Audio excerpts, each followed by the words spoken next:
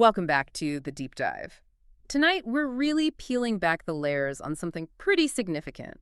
A document many believe holds, well, maybe the blueprint for our collective future. It's decades old, super influential, but, kind of obscure. We're talking about Changing Images of Man. Yeah, and this isn't just some academic paper collecting dust. It's a 1982 Pergamon Press volume. But it's based on a 1974 report from SRI International, the secretive powerhouse. SRI, right. And we really need to frame this right from the start. This thing, it came out of SRI's Center for the Study of Social Policy. It's way beyond just predicting trends. It basically outlines this catastrophic existential crisis facing industrial society. And it presents a really stark choice. Either we initiate a deliberate, controlled, conscious global transformation, or we face, inevitable societal collapse. Right. That's the framing. And the real subject here isn't just analyzing man. It's about identifying and potentially manipulating our most fundamental governing ideas, the ones that dictate literally everything we do. That distinction is, it's crucial. So our mission today for you listening is to cut through all the dense academic language and give you the essential takeaway from this, let's call it elite inquiry. The core idea, and it's backed by a lot of research in the report, is that the massive global problems we face, climate, resources, inequality, you name it, they just can't be solved using the current dominant image of man. Exactly. It's the lens we use to see ourselves and our institutions. It's broken, they argue. And the really shocking part, I think, is that powerful organizations, we're talking major foundations, key government agencies, they didn't just recognize this failure. They've apparently been actively looking to design and install a replacement paradigm. Yeah, actively seeking it. So today, we're diving deep into the actual source material. We want to uncover three fundamental truths that often get, buried or maybe just ignored. First, we've got to grasp the truly frightening conclusion SRI researchers reached after they looked at all those potential future histories. It goes way beyond simple forecasts. Okay, what's second? Second, we'll get into the, unexpected and really explicit references SRI makes to hidden symbolic language. Stuff connecting secret societies, specifically the Freemasons, directly to foundational American ideals. And they actually cite the dollar bill as evidence. They do, right there in the report. Figure 17, page 185. It's not subtle. Wow. Okay, and third? And finally, we have to expose the two competing blueprints they lay out for how society could evolve. One path leads toward a centralized, friendly fascism, and it details the rise of what they call Psychotechnologies, a really calculated system for centralized behavior modification, designed to bring about a, quote, psycho-civilized society. Psycho-civilized society. Okay, so if you, listening right now, feel like the ground is shifting under modern culture, like things are fundamentally changing, this document, Changing Images of Man, it's kind of the map. It helps define the forces trying to shape where that change goes. Let's dive in. And hey, while you listen, you can follow @OfficialUrbanus on X. We'll be doing live threads, expanding on some of these symbols and connections we talk about tonight. All right, let's start right at the source. Because who asked for this report tells us a lot, doesn't it? This wasn't some, grassroots thing bubbling up. This was top down, an elite mandate for research. That's the absolute critical first piece of context, yeah. The research itself was handled by SRI's Center for the Study of Social Policy. O.W. Markley and Willis Harmon were the main editors. But look who paid for it. Who was involved in asking the questions? It kicked off back in '72 with the U.S. Office of Education. And crucially, the Charles F. Kettering Foundation was involved. The Kettering Foundation. And their involvement wasn't just writing a check, was it? They were specifically looking for, what was the phrase, high leverage ideas. Exactly, high leverage. They wanted to pinpoint approaches to social policy R&D, where, a minimal investment could create a disproportionately large beneficial effect on society. That's pretty much a direct quote from the preface. So finding the biggest bang for their buck in terms of societal change. Right. And this, for me, is the first major, let's call it, red flag moment. You've got these huge, wealthy, powerful institutions, government arms, corporate foundations, systematically hunting for the exact levers needed to pull off fundamental, widespread societal transformation. They weren't interested in just tweaking things. No way. Yeah. They were looking for the reset button, the highest leverage point possible to change the whole trajectory of civilization. They were seriously analyzing the plausibility of really radical societal futures. Okay, so this high-level, well-funded mandate gets going. What did it actually find? You mentioned an exercise SRI did. Yeah, internally they called it the 50 Futures exercise. 50 Future. Right. The researchers systematically tried to identify and assess 50 highly plausible future paths for industrial society. They were trying to be objective, where do current trends actually lead? And the conclusion, which Harmon had actually cited even earlier, back in '69, was just staggering in how consistent it was. Staggering how? Good staggering or bad staggering? Definitely bad staggering. Here's the bombshell finding that really drives the whole report. Of those 50 plausible future histories they mapped out, only a handful were by usual standards at all desirable. Only a handful out of 50. Yeah. The overwhelming trajectory, based on their models back then, was heading somewhere deeply undesirable. Borderline catastrophic, really. System failure. Why? What was the reason for such a dire forecast? Was it just running out of stuff? Not just resources, no. The core reason they identified is what the report calls the interconnected world macro problem. Or sometimes they use the French term, le problématique. Le problématique. And that concept is critical. It means you can't separate the issues. It's population growth, resource depletion running rampant, pollution everywhere, and the outdated systems, the governance structures we use to try and fix them. It's all tangled together. Okay, so that's the material crisis, the problématique. But you said the researchers identified something deeper, right? A non-material crisis. This is where it gets really interesting, I think. And this is where it gets profound, yeah. Yeah. They concluded the deepest crisis wasn't material at all. It was conceptual. The report carefully breaks down societal problems into 4 distinct levels, like layers of an onion. It helps explain why policies just keep failing. Okay, let's unpack those 4 levels. Wow. Because they really show why our institutions seem stuck. What's level 1? Level 1 is substantive problems. These are the immediate things you see. Lack of money, resource shortages, pollution events. We spend like 90% of our political energy arguing about these. Right, putting out fires. Exactly. Then level 2 is process problems. Things that stop us from setting priorities correctly. Bureaucracy, political deadlock, corruption. Most reform efforts focus here, trying to fix the system's plumbing. Okay, makes sense. Then it gets deeper. Much deeper. Level 3, normative problems. This is about inappropriate values and goals. For instance, if a society's highest goal is endless material growth, no matter the cost, that value structure itself is a normative problem. Okay, the values are wrong. And finally, the deepest level, the one that shapes everything else, conceptual problems. These are difficulties baked into the very way we think, the dominant vision, the image of reality a culture holds. Can you give an example? Sure. If we fundamentally believe in the economic man model, that people must act only out of competitive self-interest, that's a conceptual limit, it stops us from even imagining truly cooperative solutions because our core image says they're impossible. Wow. Okay, so now, here's the kicker, right? The big reveal from the report on these levels. This is the absolute core truth, the foundation for this whole deep dive. The report states, black and white, that the most fundamental issues, the normative and the conceptual levels, have been almost totally ignored to date. Almost totally ignored. Yet they say these are precisely what keep us from finding satisfactory resolutions to any of the problems higher up the chain. So we're fighting symptoms constantly, while the root cause, our worldview, goes untouched. Precisely. If we conceptually believe infinite growth is fine on a finite planet, then no amount of carbon taxes or recycling programs, which are substantive or process fixes, will ever solve the underlying crisis. The researchers are basically saying governments and foundations have historically only treated symptoms, completely missing the operating system of human thought. But the report doesn't just diagnose it, right? It talks about how this conceptual image, this narrative, is actually managed, controlled even. Yeah, it analyzes how the narrative gets enforced. They look at the 5 essential functions of a society's myths and images.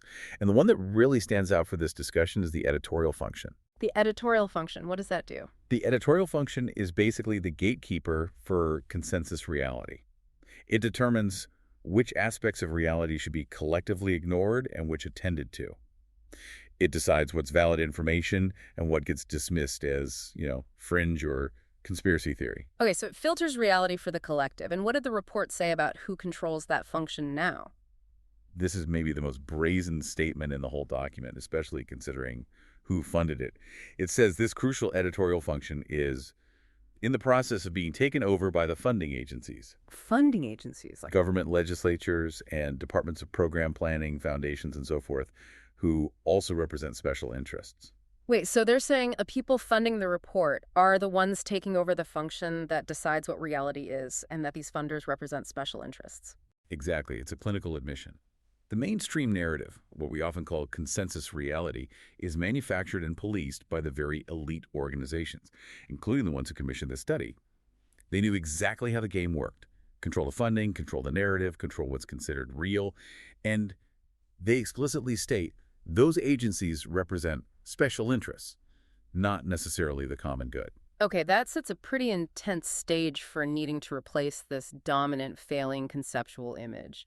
But before we get to the blueprints they propose for the future, you mentioned the report goes into some hidden history about the American image itself. Yeah, it doesn't just stick to the industrial age. It goes way back, looking at these ancient networks and suppressed knowledge systems that they claim actually underpin modern society, especially in the U.S. Suppressed knowledge. Okay, now we're getting into the real conspiracy podcast territory. What are we talking about here? Well, the report dives right into what it calls the Gnostic undercurrent.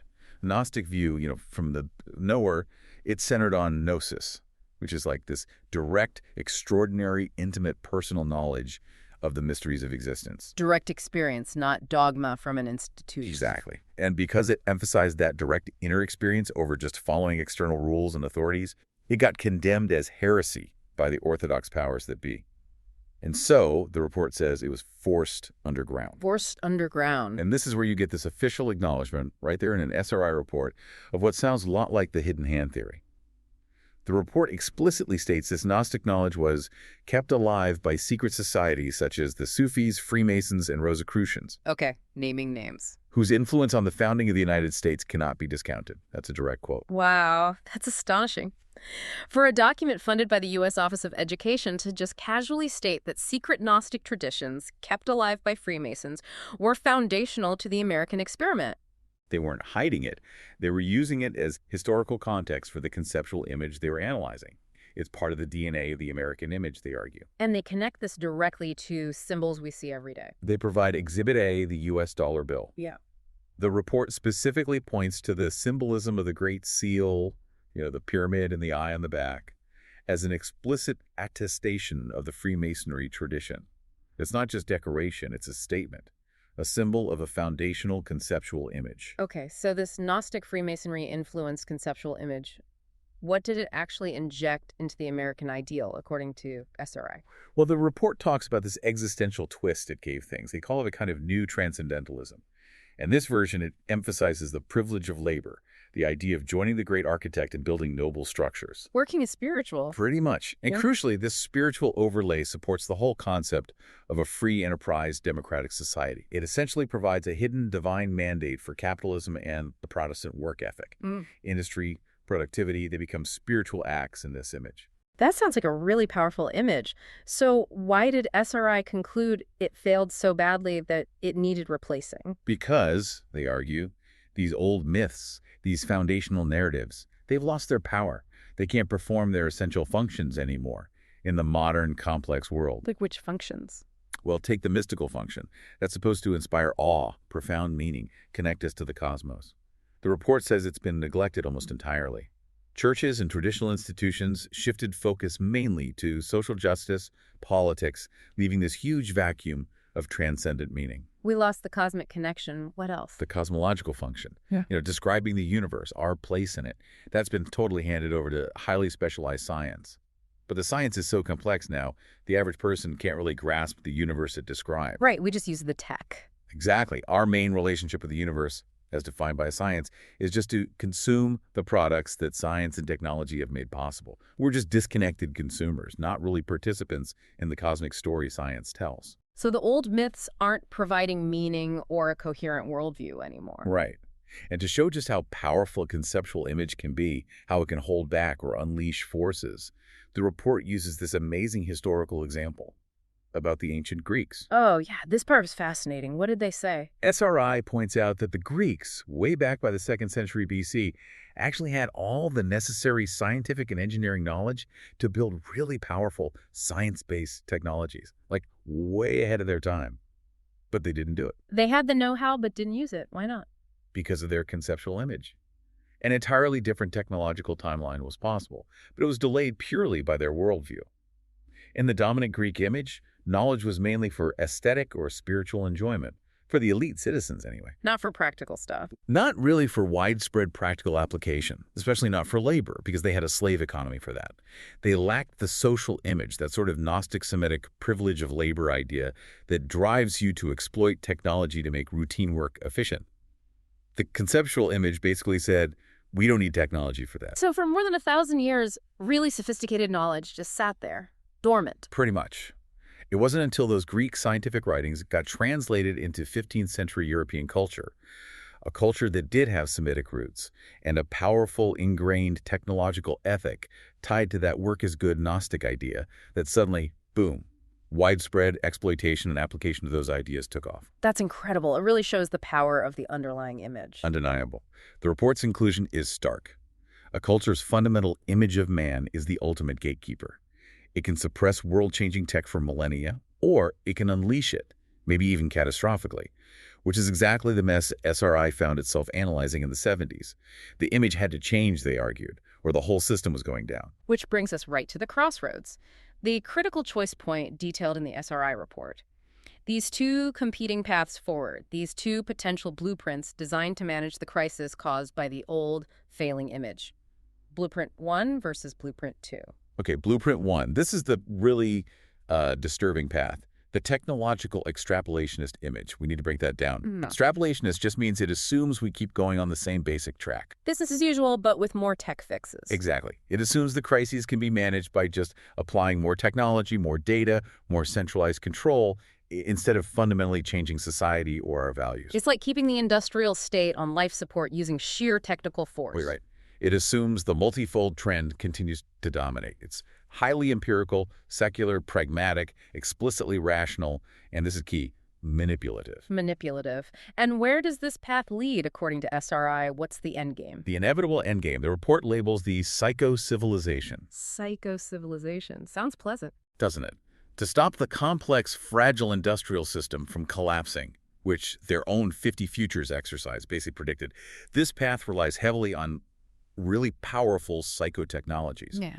Just to maintain strict control over the human element, the unpredictable part. Psychotechnologies. Okay, we need to unpack that term. What exactly did they mean? This sounds like something out of science fiction. It does, but this section of the report reads more like a dystopian government planning document. They list specific categories of control mechanisms. This isn't vague theory, it's a list. Okay, let's hear the list. What are these proposed psychotechnologies? First, they talk about directed emotional conditioning in childhood, basically programming desired behaviors and responses from a very young age. Shaping kids' emotions. Okay. Second, objectively constructed reinforcement patterns in adult life. Think B.F. Skinner, operant conditioning on a mass scale, using rewards and punishments, subtly or overtly, to make sure adults constantly chase state-approved goals. Controlling adult behavior through engineered incentives. Got it. Got it. What's next? This is getting darker. It does. Third, and maybe the most alarming, the use of drugs and electrical brain implants. They specifically cite the work of Jose Delgado from back in 1969, who was doing experiments with remote control of brain functions. Brain implants for control. The implication is direct neurocontrol, yeah. Fourth on their list, modification of the human genetic makeup, breeding out traits considered undesirable, or maybe predispositions towards rebellion or nonconformity. Eugenics, basically. Sounds like it. And finally, number 5, sophisticated electronic surveillance mechanisms, designed specifically to detect aberrant behavior patterns, anything that deviates from the norm, any sign of noncompliance. Wow. That is a comprehensive toolkit for human engineering, a total control grid.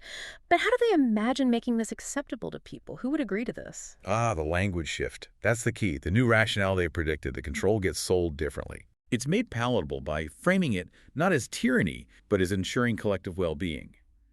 Instead of saying control, you talk about ensuring peace and harmony by modifying the behavior of those irrational persons who threaten the stability and security of our society. So control becomes therapy. Dissent becomes a mental health issue needing treatment. Precisely. Control gets reframed as necessary social protection, or even healthcare. And the report concludes, this path leads straight to what they call friendly fascism, or this psycho-civilization. Friendly fascism, an Orwellian term right there in the report. Yeah. And in this world, individual freedoms, personal desires, they're all strictly subordinated to the needs of the collective state or system. Centralized control isn't just accepted, It's actively embraced by the population because they trade freedom for perceived safety and stability. Okay, that's blueprint 1. Bleak. What's the alternative? Blueprint 2. Okay, blueprint 2. The evolutionary transformationalist image. This is the other path SRI floated, the one that might avoid the disaster predicted by the 50 futures. Evolutionary transformationalist. So, change, but maybe more organic. Sort of. This path is based on the idea that the industrial way of life is fundamentally self-limiting. It just can't sustain itself. And the hope is that the core American creed, ideals of freedom, equality, self-development could somehow regain control over this runaway system. So a return to founding principles in a way, but adapted. Yeah, but it requires a really radical shift because it demands a fundamental change in ethics, moving away from that purely economic man model. It needs two new complementary ethical frameworks to take root. Two ethics, what are they? First, the ecological ethic. And this isn't just, sorting your recycling. It demands a truly holistic concern for the entire physical and biological ecosphere, plus coordinated efforts to satisfy needs fairly across all cultures and institutions. Okay, seeing humanity as part of nature, not its master, a stewardship role. Exactly. From mastery to stewardship, that's the conceptual shift. Yeah. And second, the self-realization ethic. This is the core replacement for economic man. Self-realization ethic, what's that mean? It asserts that the proper goal of individual life isn't just accumulating stuff or status. It's the evolutionary development of your own potential, your emergent self. And critically, institutions, especially corporations, must be redesigned to foster this individual growth and self-development. So the purpose of life shifts from consuming to becoming. Beautifully put, yes. From consumption to becoming. And that requires a revolutionary change in how we view, say, business. How would that change corporate goals? I mean, corporations exist to make profit, right? Not in this image. The goals shift completely away from just maximizing profit. The new priority list, according to this model, would be, number 1, the self-fulfillment of the people involved in the enterprise. The workers' growth comes first. Number 2, making a genuine contribution to social needs. And only third, earning a fair profit. And that profit isn't the goal itself, it just functions as a control signal, a way to measure efficiency and effectiveness. It's feedback, not the purpose. That is a total inversion of modern capitalism, a complete transformation. But if the system, the institutions, are dominated by that first blueprint, the extrapolationist image, how could a massive shift like this possibly happen? Where does the power come from? The report argues the power lies somewhere subtle, but incredibly potent. It's the subtle but powerful and poorly understood influence of granting or withholding legitimacy. Legitimacy? From who? From the public. From us. It means the collective conceptual image, the shared public consensus about what's right and acceptable, is the ultimate source of power.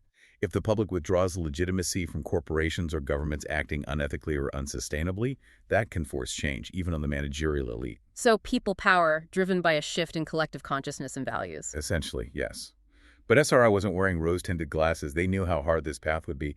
They explicitly acknowledged the difficulty. How so? What's the big obstacle to this consciousness-based transformation? Well, think about it. If this path relies on inner exploration, maybe even spiritual experience, self-realization, how would the establishment, the people invested in Blueprint 1, react? They'd probably dismiss it, right? Call it flaky, unrealistic.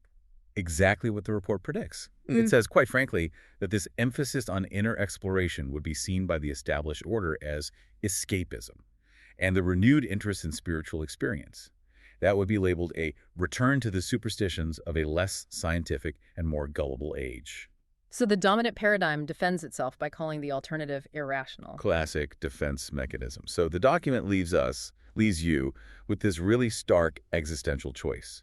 Quote, we can either involve ourselves in the recreative self and societal discovery of an image, or we can choose not to make any choice and instead adapt to whatever fate and the choices of others bring along. Choose conscious evolution or accept passive adaptation to, well, potentially the psycho-civilization. That's quite the ultimatum. Right. And this whole discussion about the two potential futures, the blueprints, it leads naturally into, well, how is global power actually structured now? If there are elites managing things, maybe pushing for one blueprint or the other, and they operate across national borders, how do they organize themselves? Yeah, because it's clearly not just traditional governments calling all the shots. This brings us to probably the most complex, maybe most conspiratorial-sounding organizational concept in the whole report. It's definitely abstract, but potentially very insightful. The report explores this new kind of organizational structure emerging for global management, one that bypasses old, clunky bureaucracies. They call it the Segmented Polycephalous Network, SPIN. Segmented Polycephalous Network, SPIN. Okay, let's break down that mouthful of jargon. What does it mean? Okay, think less like a pyramid hierarchy, more like a vast, sprawling, decentralized network, like a slime mold maybe. Polycephalous just means many-headed. Many heads, not one central command. Exactly. It's a non-bureaucratic structure. It's made up of lots of different autonomous segments. These segments can be multinational corporations, nation-states, big NGOs, powerful foundations, even major social movements. They all act sort of independently. So if they're independent, what holds the network together? How is it unified if there's no CEO or world government? Ah, that's the clever part. The key insight is the I in the middle of SPIN. The segments don't report up a chain of command. They're unified by the ideological bond. Ideology, so shared ideas, shared assumptions. Precisely. This ideological bond is the shared conceptual framework, the fundamental basic assumptions about how the world works or should work. This shared ideology keeps all these organizationally separate groups aligned, moving in roughly the same direction. And this happens even when the actual actors within those segments, say a specific politician in one country and a CEO of a multinational based elsewhere, even when they feel like they're on opposing sides or have conflicting interests. They think they're competing, but they're actually serving the same underlying system because they share the same core assumptions. That's the argument. They're unknowingly operating within the same ideological framework, usually the framework of that technological extrapolationist image we talked about. Growth is paramount, tech solutions are key, control is necessary. The genius of this, from a control perspective, is its resilience, isn't it? And its near invisibility. You can't just chop off the head because there are many heads, and they're linked by ideas, not orders. Exactly. And the report even details some of the practical ways this network is bound together. The mechanisms that connect the segments, even mechanisms similar to ones you find in grassroots movements. What are those binding mechanisms? How do the corporate and government segments, for instance, stay linked in this SPIN? Well, they list things like interlocking directorships, the same people sitting on multiple corporate boards, common major shareholdings across supposedly competing companies.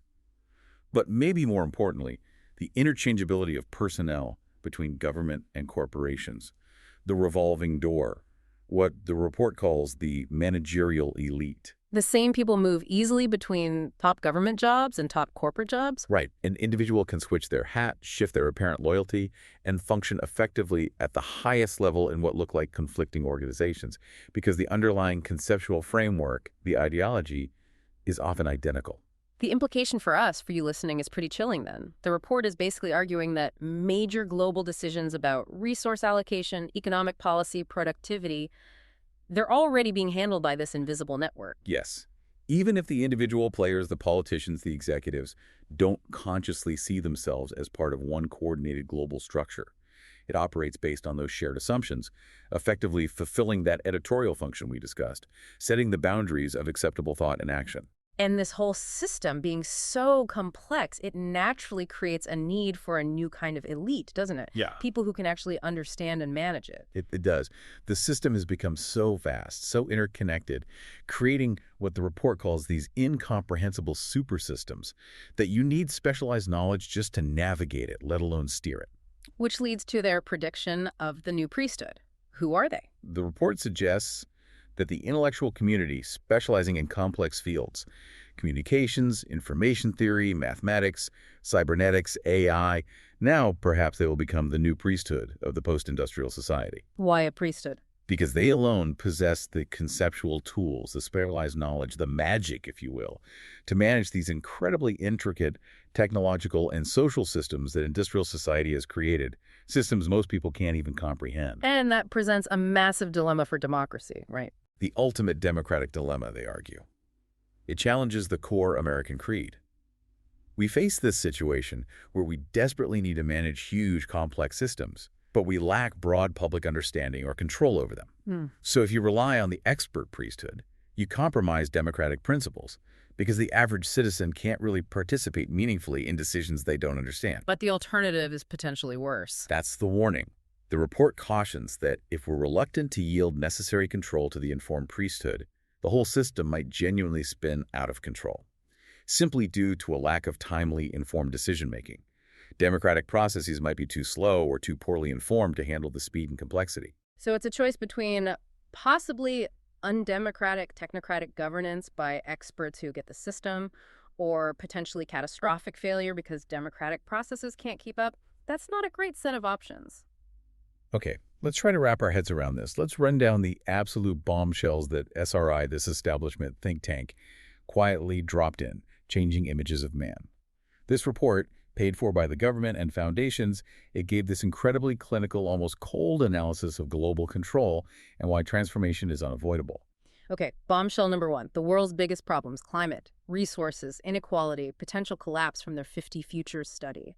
They're not fundamentally about economics or technology. They're rooted in outdated conceptual images of humanity.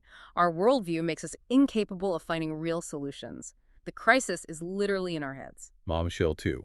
The report explicitly points to ancient Gnostic traditions and Freemasonry symbols like on the US dollar bill as being foundational to the American ideal. It reveals this deep, hidden symbolic structure right under the surface of our everyday capitalist society. Bombshell 3. Humanity is facing, they called it, a crucial existential choice. It's between two distinct futures. Either a centralized, friendly fascism, that psycho-civilization managed by ever more powerful psychotechnologies designed to engineer behavior for stability, or a decentralized, consciousness-driven transformation based on self-realization and ecological ethics, control or evolution. And bombshell 4.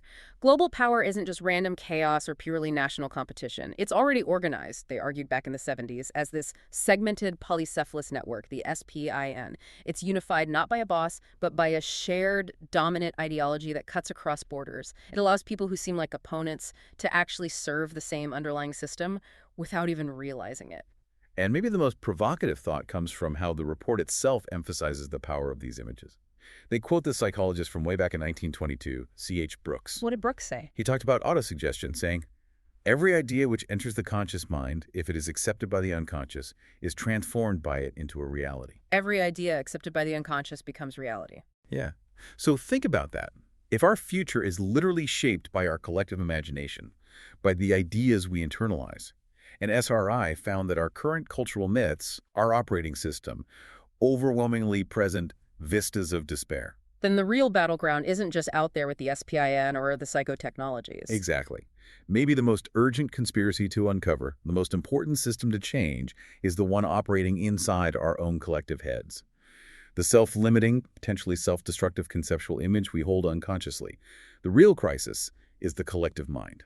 So the challenge they leave us with implicitly is, how do we consciously, deliberately engineer a new conceptual image? One based on that self-realization, that ecological stewardship. An image that's powerful enough to be accepted by the collective unconscious before the other path, the technological control grid, the psycho-civilization, becomes fully locked in. That seems to be the core existential question they put on the table back in 1974. And it feels more relevant than ever today. Absolutely. To dig even deeper into this, get the full context, see the diagrams of the control models and the SPIN they included, you really should subscribe to the source material analysis over at theofficialurban.substack.com. So what's your take on this coming transformation? Where do you see things heading? The control grid or conscious evolution? Let us know. Reply to @officialurbanits on X. Use the hashtag #UrbanOdysseyTruth. We want to hear what you think. We'll see you next time on The Deep Dive.